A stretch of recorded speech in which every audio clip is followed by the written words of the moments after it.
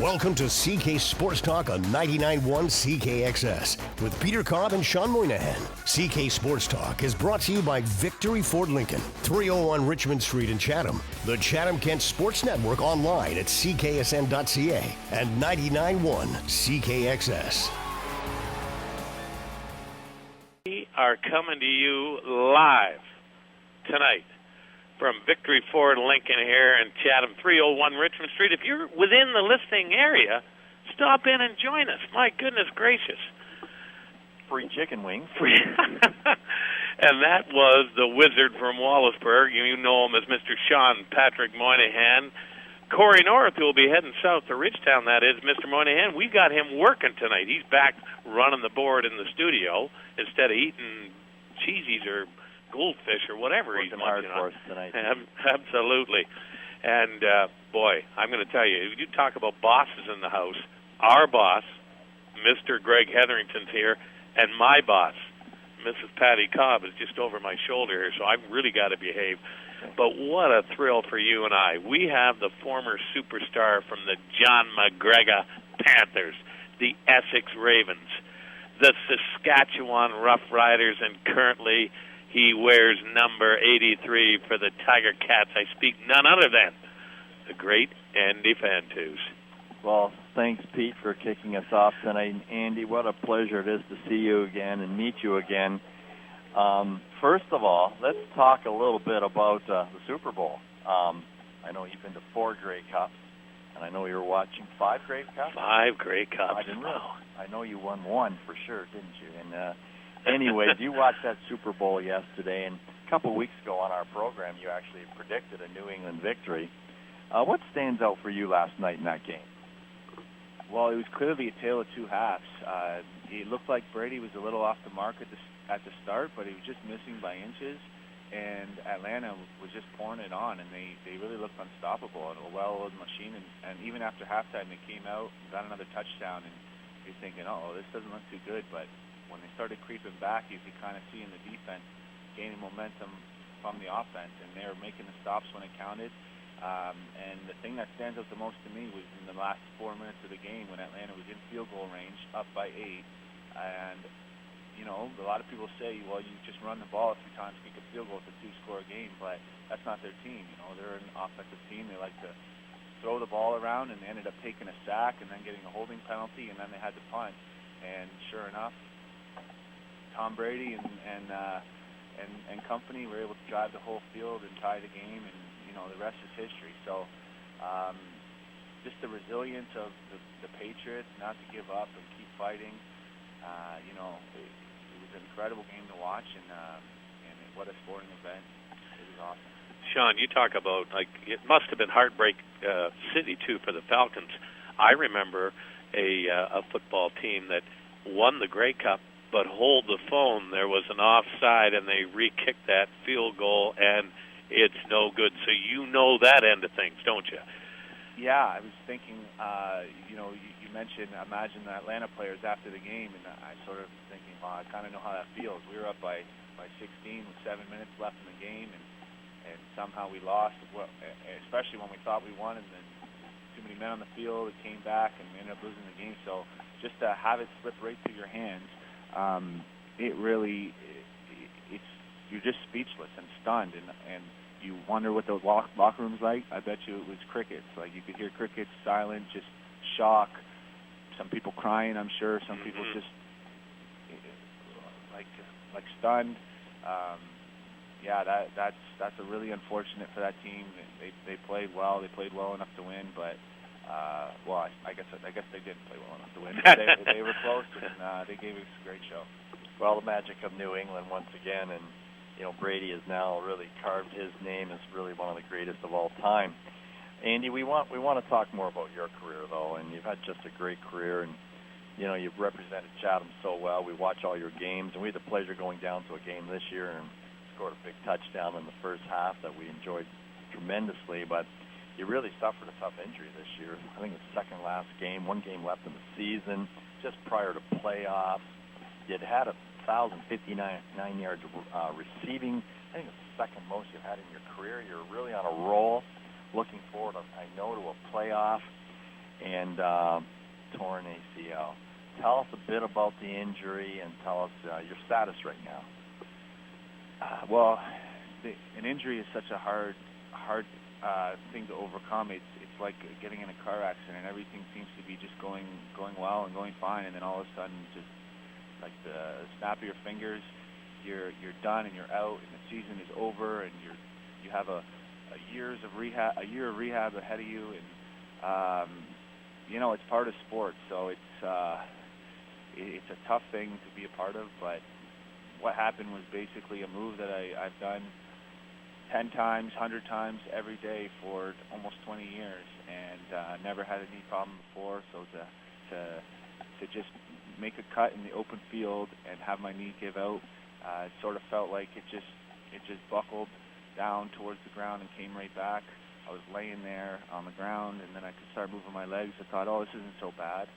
Maybe I'll be all right. And the doctor told me what it was, and it just hit me like it's over. I'm gonna have surgery and season. I've never had a season ender before, so that was a really hard thing to be a part of. But fortunately, I got a lot of great resources through my team in Southwestern Ontario, both at my college in Western.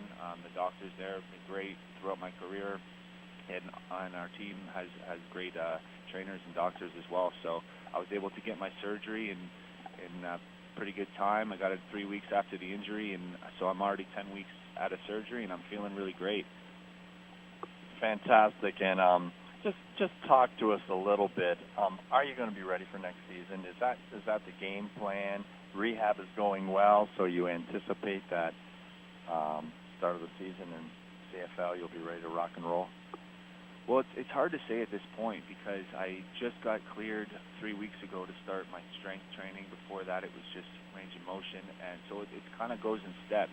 A typical ACL could be as early as 6 months after surgery, but nowadays it seems more like it's more like a 9 to 12 month thing. So that would put me mid to late season coming back. But if you ask me, I'm optimistic that I can be on the early end of that, and things are going really well. So I feel like there's a chance I could be ready at the start of the season.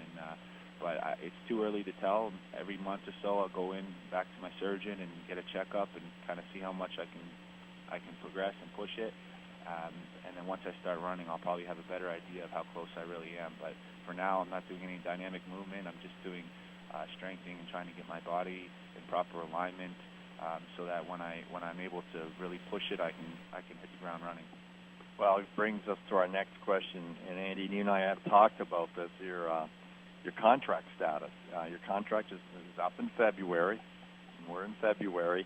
Talk to us about how that's going to go. What are negotiations going to look like? Are you optimistic about coming back to Hamilton?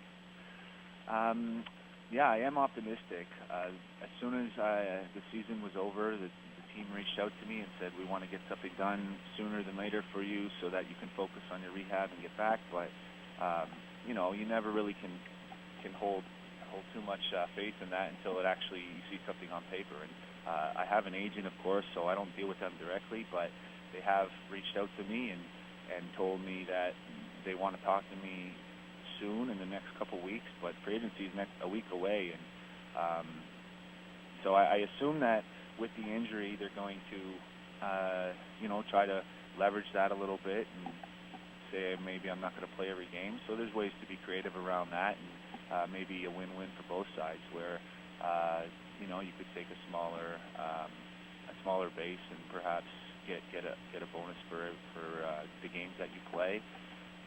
So there's ways to kind of make it fair for both sides so that if I don't play, they're not out too much, and the team isn't hurt by a salary cap hit too much. But if I do play, I also want to have a chance to earn what I deserve on the market. So I think that there'll be a few other teams in the negotiation process as well if Hamilton lets it get that far. But they know that I would love to stay in Hamilton. The following there, the fans, the organization, I feel like it's a great fit, and I'm really enjoying myself there. So I hope to stay, but it is a business and it's part of the game. So, the Toronto's right down the road, and there's other teams aren't too far, and I'm not ruling anyone out yet. Shawn, if I was going to interject, first of all, those people tuning us in, we are talking with Andy Fantuz, and we are live from Victory Ford Lincoln right here in Chatham, Ontario, 301 Richmond Street. Andy, I guess this is now you're seeing the business end of things. Before when you're suiting up, it's game time, let's go, and now all of a sudden I've got a roadblock and I've got to meander my way through it so that it works for both. It works for me and it works for the football club. But I do know this too, that when you wore the green of the Riderville, you were a god out there in that province. My dad's home province, born and raised in Wolseley, Saskatchewan. So, I mean, those were special times. So I know there's a lot of interest in Andy Fantuz out there. I'm sure of it. Well, 6 years with the Saskatchewan Rough Riders, the Green Riders. I tell a story. We were in Green Bay, Wisconsin to see a Green Bay game, which was just a fantastic sports trip, and we're walking around touring the tailgates prior to the game, and we ran into some people from Saskatchewan that were there wearing Green Rider uniforms, and a number 83 Andy Fantuz jersey was on display at a Green Bay Packer game. You really had a tremendous career, both on the team and within the community when you were in Saskatchewan. Yeah, the community and the whole province of Saskatchewan and all of Rider Nation, nationwide and honestly worldwide, really brought me in and welcomed me into their home, and my time there was really special to me. It's a very unique place to play. The tradition and how proud people are of their team, and they wear their colors no matter whether they're winning or losing, because they haven't won too many times in their storied career. And I was fortunate to be part of one of those winning times. But everywhere I go in the world, I see Saskatchewan stuff. So when I was first starting out, and the thought of going there to the prairies, being a Southwestern Ontario guy, I just thought that it's kind of boring out there or something. But boy, was I wrong. It was the best thing that could have happened to me at the time, and I really enjoyed my time there. And like you said, the people embraced me, and I saw 83 jerseys everywhere, and people just they would do anything for me, and I hope they feel like I would give back the same way. And I used to do a lot of things like this in the community and try to give back. Well, for sure, legendary out there. And tell me, maybe a political question for you, but to me it seems like CFL football is different in the West than in the East. And I know there's lots of competition, for example, in the marketplace you play in Hamilton, Toronto, but the CFL football just seems to have so much more fire and so much more of a community-based and out in the West. What's your take on that? Well, I think you said it. I think it's the competition. In Southwestern Ontario, there's a lot of NFL fans, and in Hamilton we do have a lot of loyal CFL supporters, and there are people who are strongly for the CFL game versus the NFL game. But it seems like out west, from Manitoba on, people are just CFL and only CFL, and they might tune into the NFL games because they like football, but they're CFL is their game.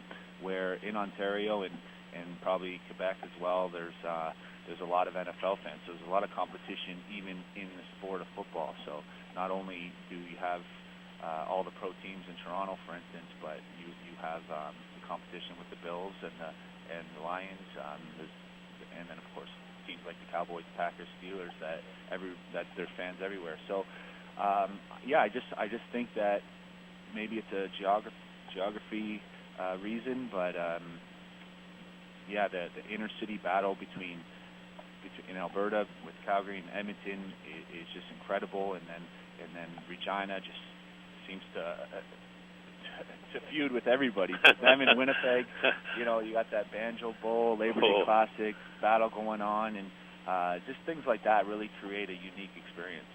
For sure. Listen, everyone, we're going to take a short break. When we come back, we're going to be talking with Andy Fantuz about the year 2006 when he entered the CFL draft. We'll be right back. Welcome back to CK Sports Talk with 99.1 CKXS. To submit your local sports news, info, or score, email news@ckxsfm.com. All right, welcome back. CK Sports Talk. We are live here at Victory Lincoln Ford, 301 Richmond Street. And yeah, that's the voice of Don Leonard, the recently retired Don Leonard, now on the radio. And he's kind of like our roadie now. We're hiring to do all the technical stuff. He hangs with us and plugs in the cords. We're here live with Andy Fantuz, number 83, Mr. Moynihan. Where are we going? Well, listen, we've got to go to one of my favorite discussions and topics with Andy, and this has happened a lot of times. Ladies and gentlemen, it's time for a little bit on the University of Western Ontario. Andy, you stormed that university. We talked to Morris Delacosta, the fine writer from the London Free Press, and he talked about the year you came to Western. And you know as well as I do, Western has that sort of reputation where kids go down there to play, and often they don't play. They sit for a number of years. And he said from the second you stepped on the field and just became the number one receiver there at Western. Talk to us about that initial experience down at UWO. Well, I remember it being intimidating going to training camp. There was over 90 players trying out, and I think there were over 12 returning receivers plus about 7 rookies, all trying out to make a team of maybe 5 or 6 that are be dressed every game. So, I just buckled up my strap and I did what I was told and tried to have some fun and learn a lot and try to progress during training camp. And then I can specifically remember the first game coming up of the season, and it was against Windsor. And there was this ritual at Western where you go to the stadium the night before the game and they post the roster on the board, and that's how you find out if you're dressing or not for the game. So I went there with one of the other players, and you go to the receiver, and my name was on the list, and I said, all right, I'm dressing. I had no idea. I was just hoping to make the team, and let alone I made the team, but I got to dress for the first game, and then the guy beside me was Greg Ross, and he was a second-year guy, and he said, Andy, you're the first one on the list. That means you're starting. And I said, what? I can't believe it. I'm going to start over these guys who were the seniors who played last year. And so I was excited. I went out there, and they threw me 4 passes that game, and I caught all 4, and 2 of them were for big touchdowns. So I just started it off with, I think it was 128 yards and 2 touchdowns, and got I think it was Morris, the first, the London Free Press. The next day I was on the front page with one of my touchdowns over one of the Windsor players, and the rest is history. I just sort of the team sort of rallied behind me or with me at that point, and I got more and more involved in the offense as that season went on, and that first year ended up being my best season statistically. So it was just incredible to be 18 years old, just playing University of Western Ontario football, that proud tradition. It was just so much fun. Well, hold on here. Don't even start. You took it out on my University of Windsor Lancers. Well, I didn't even realize they had a football program then, so that's just fantastic. But listen, that first year, you were CIS Rookie of the Year, 1,300 yards receiving, 9 TDs. And Andy, I find it incredible because Pete and I follow the university football game quite closely. 4 times CIS All-Canadian. Boy, what does that mean when you're named as an All-Canadian? It's a special feeling. You think about there's, I think, 27 CIS programs, and to be one of the top 2 receivers of all these programs, it was incredible honor to accept that and to go down to the Vanier Cup week and experience that whole party and production of the Vanier Cup that at the time was alongside of with the Grey Cup. It was always played the day before the Grey Cup in the same stadium. So to just be with all these studs from all over the country and guys who I was watching before I went to college, and guys who I was following statistically and on TV during that year. it was a lot of fun just to kind of make some friendships outside of my own team with some of the best players in the country. So it was a great experience, and I was fortunate to be honored all 4 of my years. Well, what about 2005 when you won the Creighton Award, the Hay Creighton Trophy, which is the outstanding collegiate football player in the CIS, in Canada, everyone. I mean, what does that mean to you and your family and your great career at Western? I guess it was sort of like the icing on the cake. It was such an incredible honor, and it meant even more to my family and I because going into that season I had a horrific, almost career-ending injury that I was able to recover from in a quick fashion and come out and play every single game that year and win that award when the doctor said that I might have lost my leg. It was,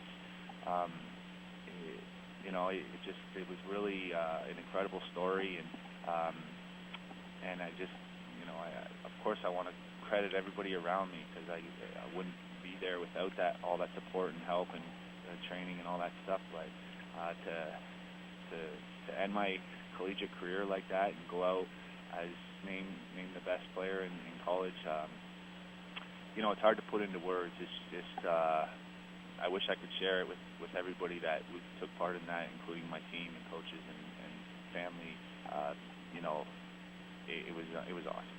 Well, and it's a who's won that Creighton Award over the history of the CIS. Let's talk about draft day 2006. You're the 3rd pick overall. We talked a little earlier. You're going to Saskatchewan. What did the draft look like back then? Were you at home with your folks and family? Were you in Toronto for draft day? Tell us about that special day because, let's face it, that really launched your career and heading out to the Red Riders. Or the Green Riders, I better say.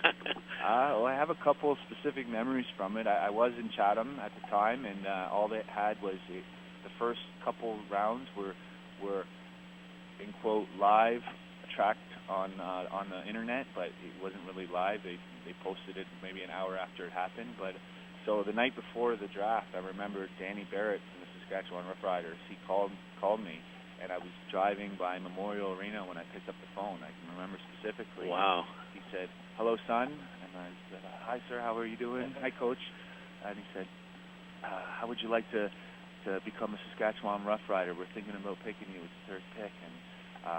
And I mentioned earlier I was sort of cautious about going out to the prairies just because I didn't know much about it. But of course, anybody who chooses you to play pro football, you honored and accepting. So I said, I would absolutely love it. It'd be an honor and a privilege to come play for you guys and the storied tradition there. And he said, "Okay, son, we're going to pick you 3rd if you last that long." And I said, "Okay, well, thank you very much." Wow. So I'm at home and the draft's going on, and we're following on the computer, but the first pick hasn't even been picked, and so I'm still sitting on my toes, and I get a call, and sure enough, that's what happened. He called and said, we selected you, and I remember my dad's friend and partner, Greg Arson, came over and gave me a bottle of champagne as a congratulations, and gave my wife a watermelon to cut and make a helmet out of to go wear when she that is outstanding. For my girlfriend at the time, but to go wear out in the Riders, and I had the watermelons going from day one. That's great. Now, Pete, had that been you getting that phone call, would you like to come and play for us? I know your first question. What about the signing bonus? Yeah. I could just hear you. Well, I'm going to tell you this. He goes to Saskatchewan, gets his face on Fantuz Flakes. Absolutely. We talk about Wheaties. You know how the greatest athletes were on Wheaties. He's got Fantuz Flakes, but I think I can one-up you. I got a salad named after me, Andy Fantuz. What do you think of that? You and a salad, nice try. Listen, Andy, just before we take a bit of a break here and alert Corey back at the station, I know you had a shot with the Chicago Bears, and I'll be very honest with you. We were so excited to hear that here. We were hoping that, Chicago is a very storied franchise, too, in the NFL. We thought maybe you were heading to Chicago to play a little football there. Tell us about the training camp you went to your expectations, and maybe it's good for us that maybe you did not make that team, but what was that all about? It was such a crazy story, because every year coming out of college, I was trying to experience the NFL and make the jump, and so I kept trying to make my contract short, and after my 5th year, I sort of thought, you know what, I love the CFL, I love this game, maybe I'm done with it, exploring that option, and that's the year that I led the CFL in yards and had my best season in 2010. And then all of a sudden, all the tryouts just started lining up without me even working for them. Every other year, I was trying to make calls and trying to get my name out there, and no luck. But this year, I finally just sat back and accepted where I was, and then boom, I had 7 tryouts with 7 different teams. So that experience was incredible. Flying first class to all these different organizations in their cities, and being put up in a nice hotel, and meeting some of the players, and getting out there and working out for the coaches and the scouts.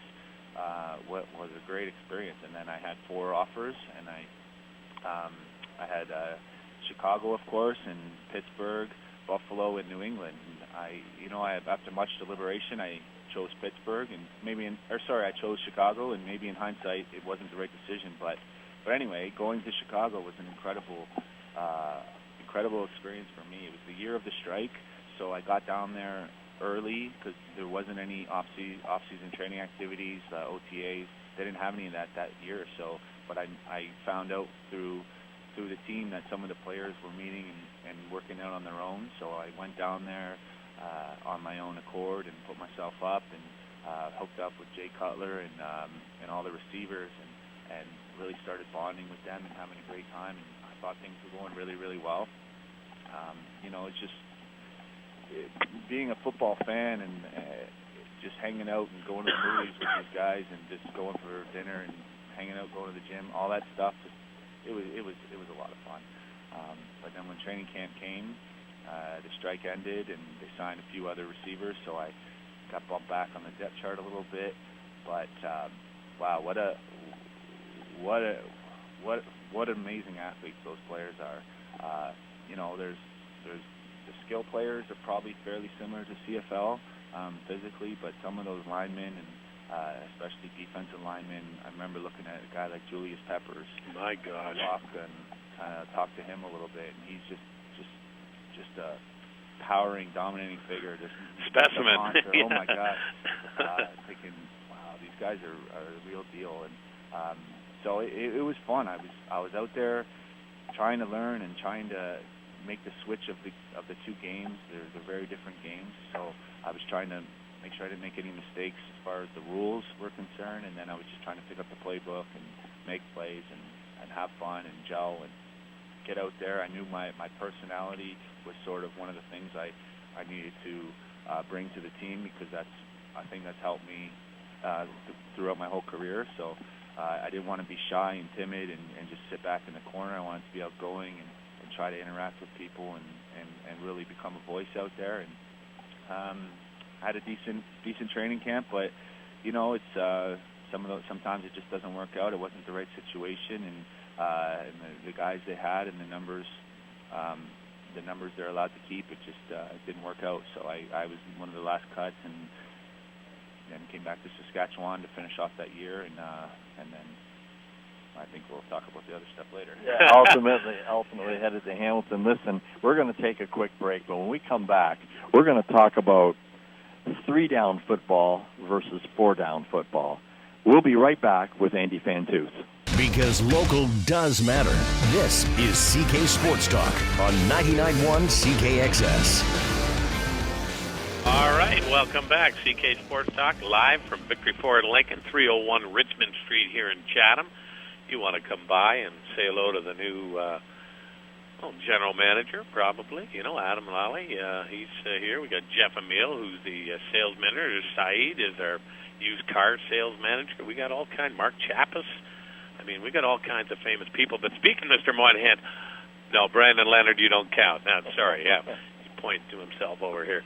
Anyhow, speaking of somebody famous, we got the great Andy Fantuz. He's been tremendous, and I know you got a couple of... Well, we're going to finish up tonight, Andy, with just a couple of quick questions.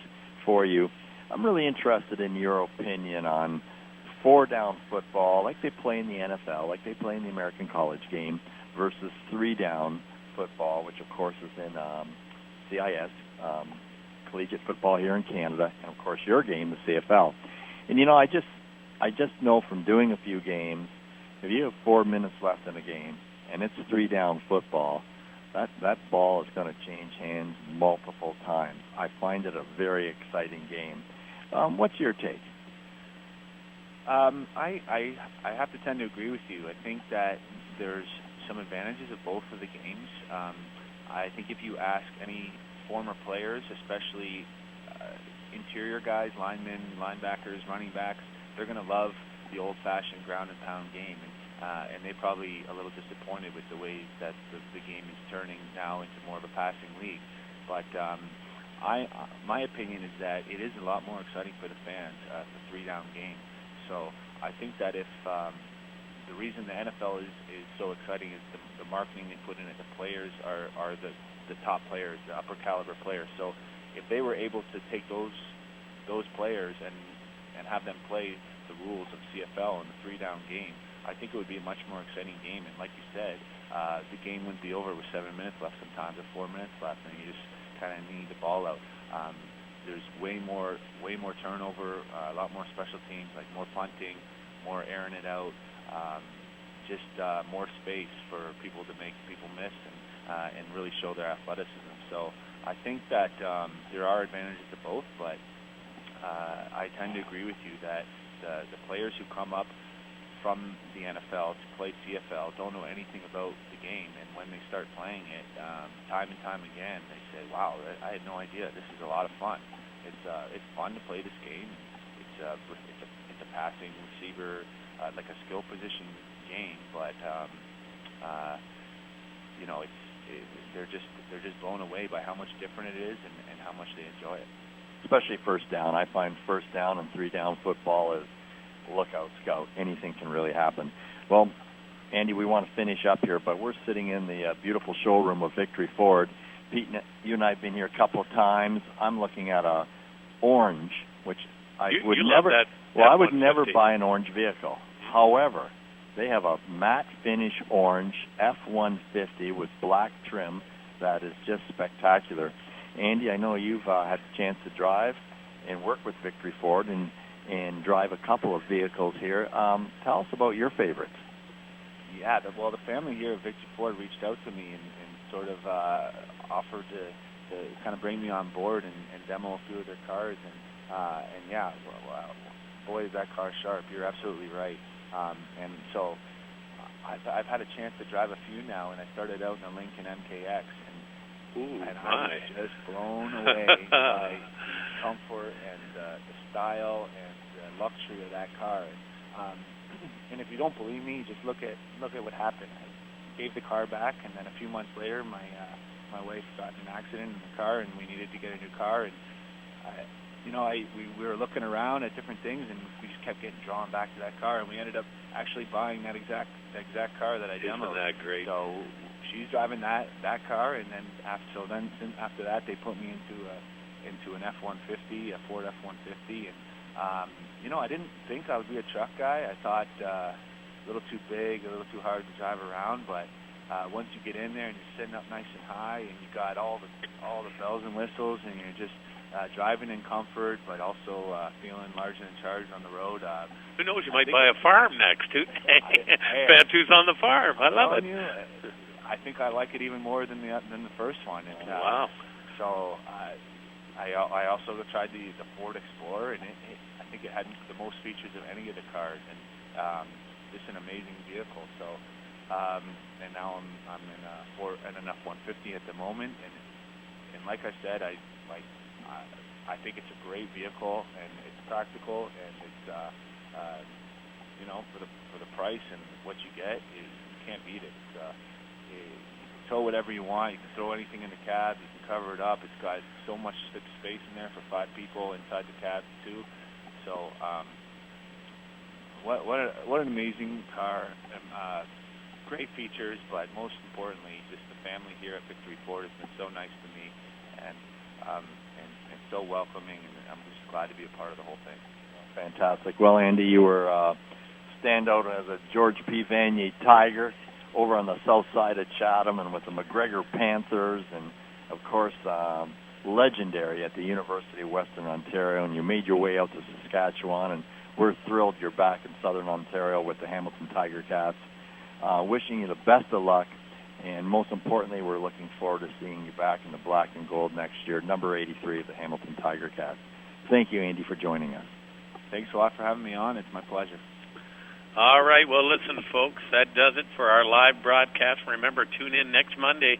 We're going to be chatting with some Hall of Fame inductees, Mr. Moynihan. We're going to follow up on the Super Bowl. About 2 months ago, we had a number of infamous people make their predictions, so we're going to roll that out. And yes, we do have a couple of winners. And Pete, our other guest, that we had a chance to interview, Jillian App, former gold medal winner.